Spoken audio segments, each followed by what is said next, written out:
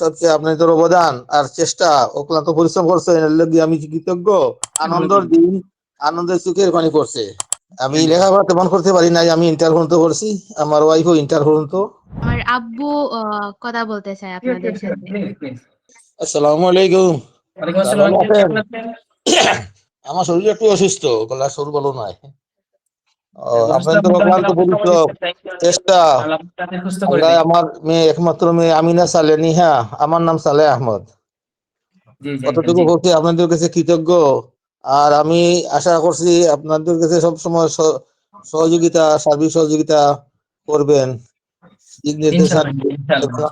এটা গন্তব্যস্থলে গিয়ে পৌঁছিতে পারে, দোয়া করবেন আল্লাহর কাছে। আমিও আপনাদের কাছে কৃতজ্ঞ। আপনারা যে লেখাপড়া করাইছেন, আপনারা অনেক কষ্ট করেছেন আঙ্কেল, আল্লাহর কাছে দোয়া করেছেন, ওর জন্য সবকিছু করেছেন, তাই ও আজকে এই জায়গায়।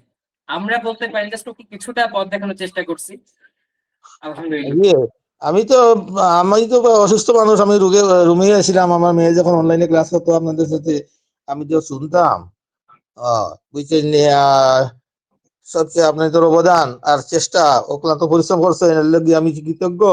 আর দোয়া করবা পরবর্তীতে আমার মেয়ে যেন তার লক্ষ্যস্থলে গিয়ে পৌঁছিতে জি, পারে আলহামদুলিল্লাহ, আল্লাহর কাছে। অবশ্যই ভালো আমি থাকবেন। আজকে অনেক আমার কষ্ট সবচেয়ে করেন, ভালো আনন্দের থাকবেন। দিন, আনন্দের চোখের পানি পড়ছে।